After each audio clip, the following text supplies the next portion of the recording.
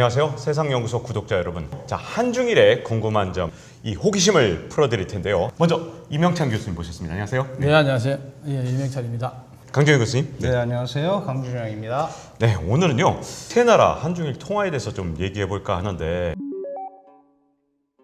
아니 먼저 네. 제일 아마 요즘에 관심 있는 게 엔화일 겁니다. 네. 엔화 왜 이렇게 난리가 났습니까 도대체? 어떻게 된 겁니까 이거? 한마디로 말해서 일본은행 총재가 사죄를 했어요.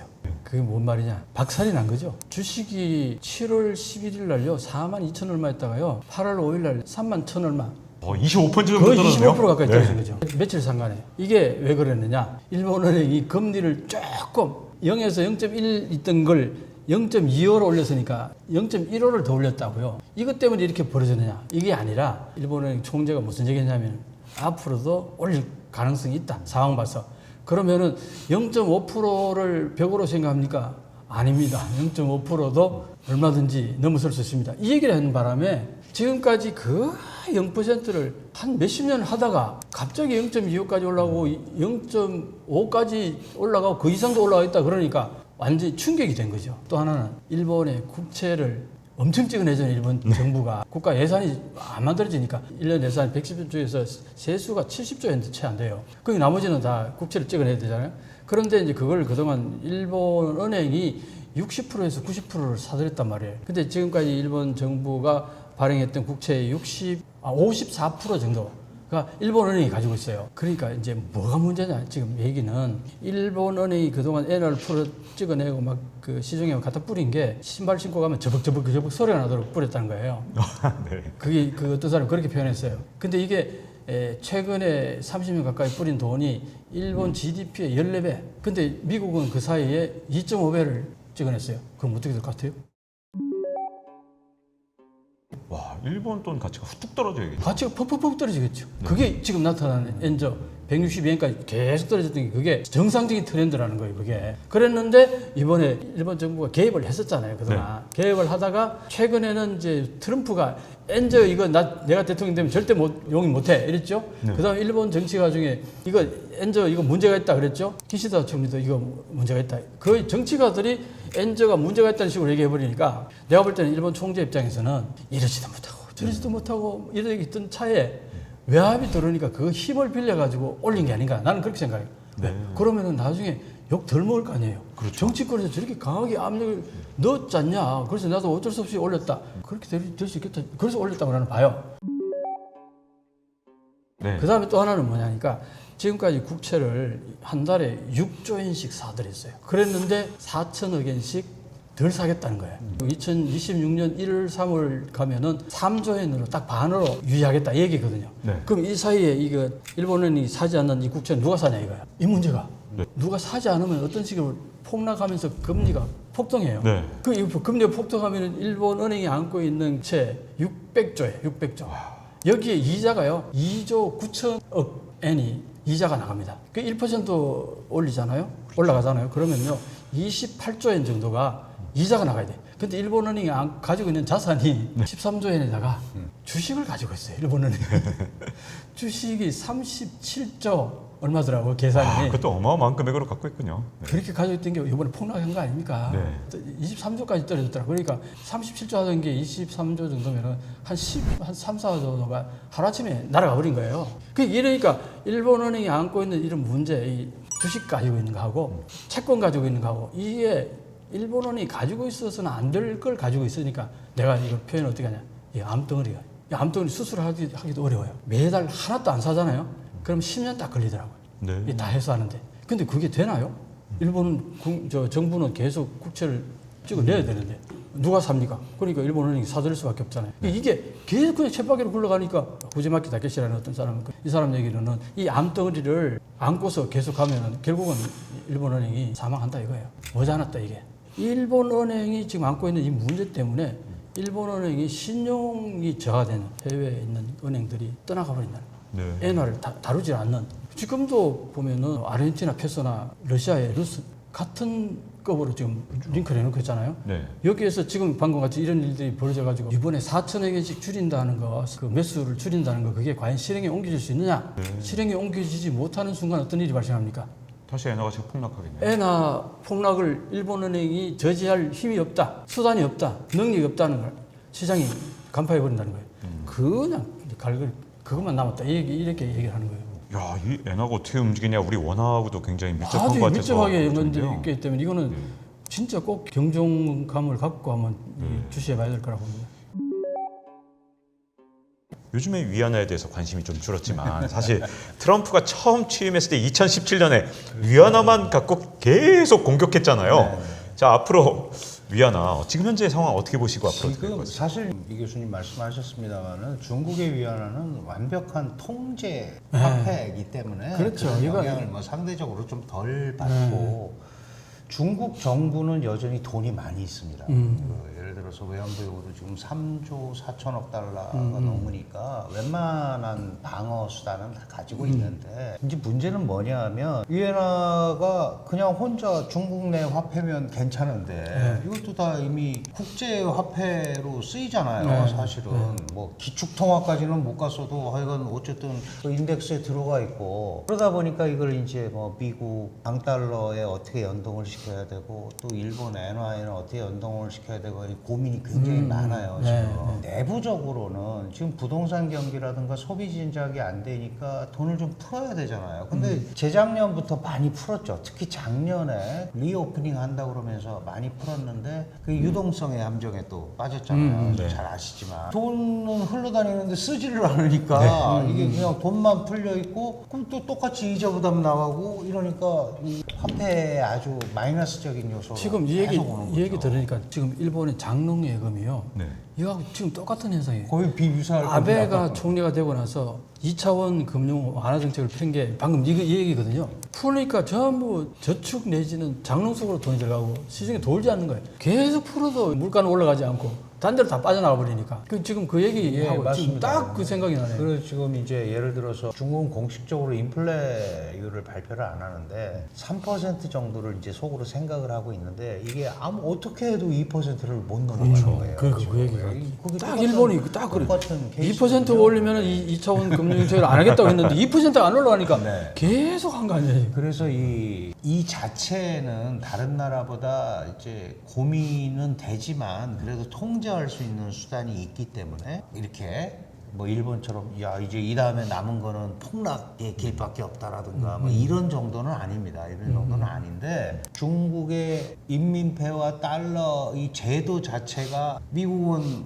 니네 맘대로 하는 거고 시장 환율도 아니고 지금 계속 얘기를 하고 있기 때문에 이걸 어떤 형태로든 간에 뭐 미국의 새 정부가 들어오건 어떻게 되면은 뭔가 그걸 맞추는 걸 해야 되거든요. 왜냐하면 또 트럼프 들어오면 또 똑같아요. 그러니까요. 똑같은 일 하지 않을까요? 똑같게 네. 더 세게 때릴 거고 그러면은 이제 중국도 굉장히 어려워지는데 그래서 지금 상황에서 중국이 선택한 것은 일단 기본적으로 빨리 경기를 어떤 형태로든 간에 조금씩 돌려야 되는 거고 돌려야 되는 거에 1번은 확실하게 투자는 못하지만 부동산 경기를 빨리 좀 활성화시켜야 되는 거예요. 그래서 이제 LPR이라고 5년채가 있어요. 그것도 조금 떨어뜨리고 애를 쓰는데 효과가 안 나타납니다.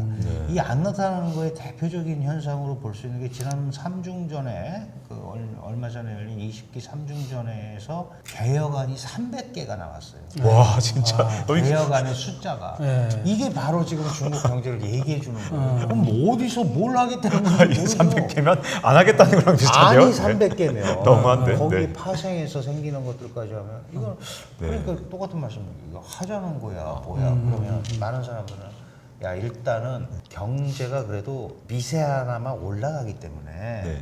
이거 지켜보자라는 거 아닌가 네. 무슨 조치를 하는 게 아니고 지켜보면서 거기에 맞게 그때 가자는 거 아닌가 지금 연말까지는 아마 그런 흐름으로 갈 것 같다 이렇게 보고 있죠.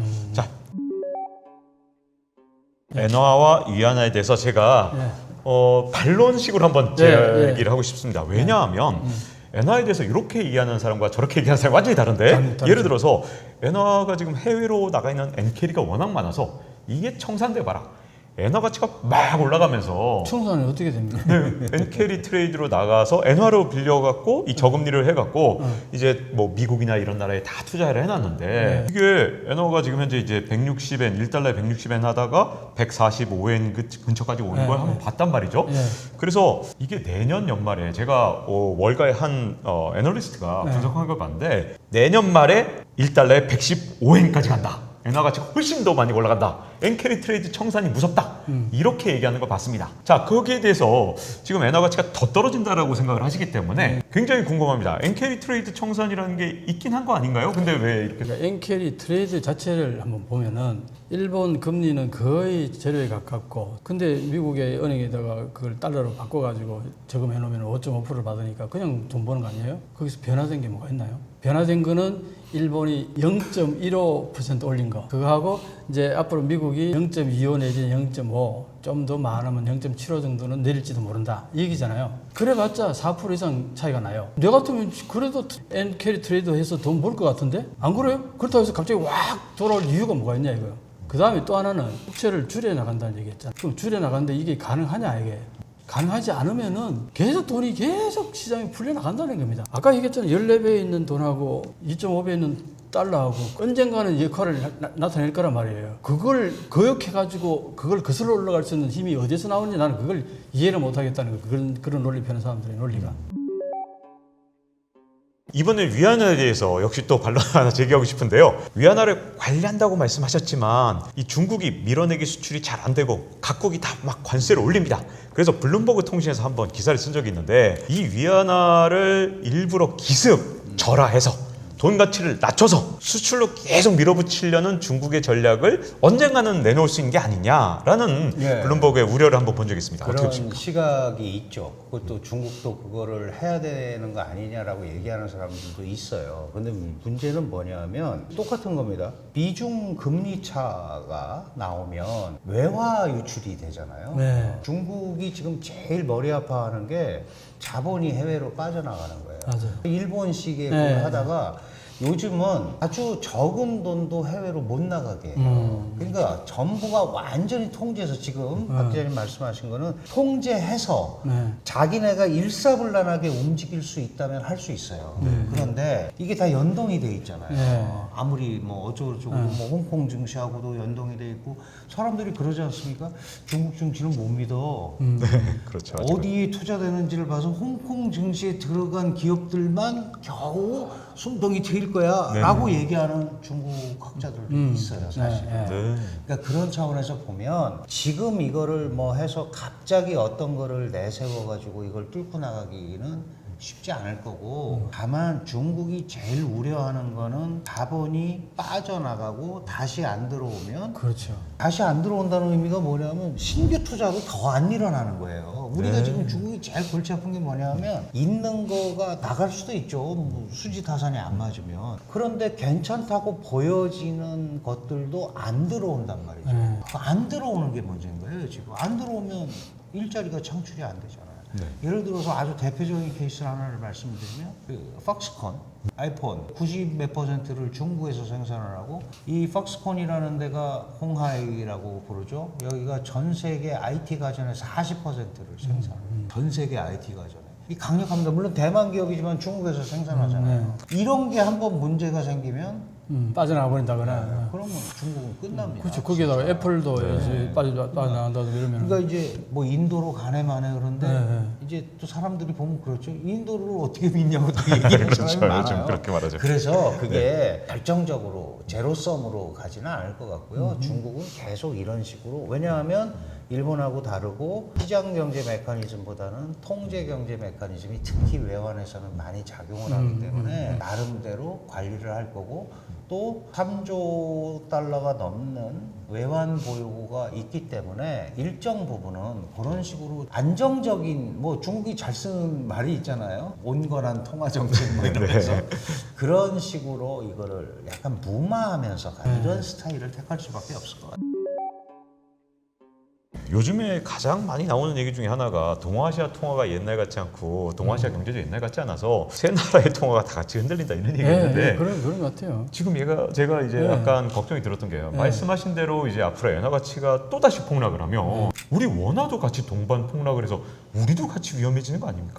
근데 완벽하게 이게 링크 돼가지고 같이 이렇게 된다고 보지는 않아요. 어느 정도 흐름에서는 그럴지 몰라도 왜냐하면 지난번에 예를 들어서 달러가 5.5% 올라갈 때 우리는 3%까지 따라 올라갔어요. 근데 일본은 아예 안 따라갔잖아요. 이 차이가 너무 크니까 인캐리 트레이드가 그렇게 많았던 건데 만약에 그 논리 들어가고 펴진다면 우리는 3%까지 올렸는데 5.5%면 2.5%밖에 차이가 안 나는데 이제 원캐리 트레이드가 많이 있었다 이런 얘기 한다면 지금 방금 여기서 0.15 올리고 최대한 내렸다 치도 0.75 내리더라도 4%는 넘는데 왜 엔캐리 트레이드가 역으로 온다고 그렇게 얘기하는 건 뭐 논리가 안 맞잖아요. 그래서 내가 그 얘기를 하는 거예요. 그래서 한국은 어쨌든 이게 어느 정도 3% 가까이 있는 이게 유동성이 있단 말이에요. 이게 재량권이 있단 말이에요. 아까 얘기했잖아요. 일본은 1%를 못 올린다는 거. 1% 올리는 순간 가지고 있는 자산보다 부채가 더 늘어나기 때문에 일본 은행 자체가 채무 불이행이 떨어져 버리는 거예요. 채무 불이행이 되는 순간 해외 달러권에 유로권에 있는 은행들이 다 떠나가 버린다는 얘기예요. 엔화는 거래 안 하는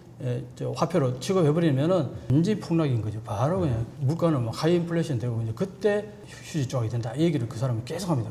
궁금한 거는 이제 중국 같은 경우는 아까 말씀하신 대로라면 그래도 위안화 가치는 좀 안정적일 것 같은데 중국 경제가 둔화돼서 우리도 같이 지금 고통을 받고 있잖아요. 그게 사실 제일 고민스러운 거죠. 왜냐하면 화폐 가치라는 게 시장 상황을 반영을 하는 거고 그다음에 또 미래 상황도 반영을 하고 그렇죠. 이러는 건데 중국 경제에 대한 신뢰가 없으면 그렇죠. 그게 화폐의 기능이라고 그럴까? 그런 게 떨어지잖아요. 우리가 뭐 기축 통화라든지 무슨 이런 통화로 강조하는 게 이게 월드와이드 유즈 아니에요. 다른 나라에서도 많이 쓰여야 되잖아요. 그렇죠. 그거는 그 경제에 대한 믿음감이 있기 때문에 그런 그렇죠, 건데 그렇죠. 지금 중국 경제가 그런 부분에 대해서는 상당히 어려움을 겪고 있는 거죠. 그럼 거꾸로 얘기하면 이 경제에 관한 반등, 이 경제 심리의 회복이 이루어지면 중국은 여전히 상당한 프론티어를 제공할 수 있는 기초를 가지고 있다.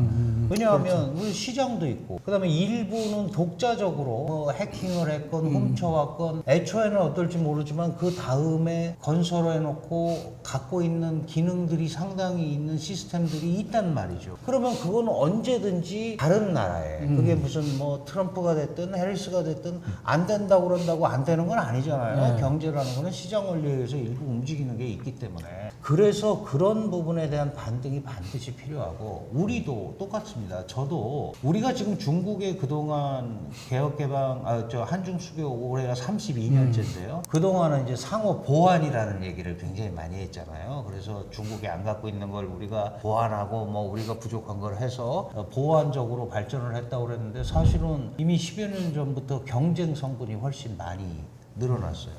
그러다 보니까 우리가 초창기에 그 소위 노동집약형 투자들은 이미 중국에서 설 자리가 없죠. 그러니까 그런 거는 자연스럽게 도태될 수밖에 없는 거예요. 그걸 억지로 뭐 밀어넣는다고 될 것도 아니고. 다만 이제 이전에 봤던 시장과 미래 중국 시장은 따로 봐야 된다. 제조업 기지로서의 중국이 있었고 약간 퇴색했어요. 공급망 시장으로서의 중국 중요하잖아요. 우리가 중국에서 갖다 써야 되는 것도 있고 중국도 마찬가지입니다. 중국도 공급망에서 사실 자유롭지 않아요. 뭐 특정 제품에 대해서는 우리한테 이러고 있지만 그 제가 이 참 우스갯소리는 아니고 이게 심각한 얘기인데 중국 사람들이 전 세계 돼지고기의 50%를 소비합니다. 전 세계 돼지고기. 전 세계 대단하네요. 근데 나머지 50%를 유럽에서 수입을 해요. 그러니까 50%를 먹는데 50%를 자급을 못 한단 말이에요. 네. 그러니까 그 중에 반 정도를 약 40%를 유럽에서 수입합니다. 우리도 무슨 벨기에 삼겹살 이런 거죠. 그렇죠. 유럽에 돼지를 그렇게 많이 키워요. 결정적인 공급망 위기예요.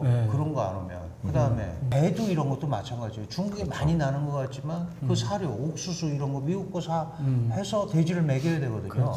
그러니까 예를 들면 그런 거예요. 그래서 공급망 기지로서의 중국을 우리가 냉정하게 평가해서 주고받을 거 이런 걸 가야 되는 거예요. 옛날같이 중국 시장 끝났다 이게 아니고. 그렇죠. 그 다음에 또 하나는 시장으로서의 중국은 여전히 번제하다. 네. 시장으로서. 그리고 많은 분들이 뭐 경제 정책이라는 거는 일관되기가 어렵잖아요. 상황이 변하면 좀 바뀌기도 하고 그러니까 그래서 중국 시장을 바라볼 때 우리가 제조업 기지로서 공급망 기지로서 시장으로서 이렇게 좀 나눠서 접근하는 이런 생각을 해야 되지 않느냐. 사실 뭐 협력하자고 그러면 협력할 거는 있겠지만 협력이 어렵잖아요. 네. 어려운데 맞아요. 정말 필요하면 갖다 쓸 거 아니겠습니까? 그렇죠. 정말 필요하면. 시장의 메커니즘. 그런 이제 중간재, 고급 중간재 산업이나 이런 것들을 가지고 우리가 승부를 걸 때는 걸고 이런 것들을 좀 찾아간다면 뭐 무조건 중국하고 끊어야 돼, 디커플링 해야 돼. 그거는 세계적으로 안 돼서 지금 디리스킹을 하잖아요. 그렇죠. 커플링이 네, 안 맞습니다. 되니까. 그러니까 그런 개념으로 그래서 저는 궁극적으로는 그 과정을 거쳐서 새로운 균형점을 찾아서 그러니까 일부러 하는 리커플링이 아니고 리커플링이 돼야 된다. 그런 생각을 합니다. 우리가 우리 원화뿐만 아니라 엔화, 위안화 얘기를 하면서 같이 한중일 삼국지 경제 얘기를 해본 것 같습니다.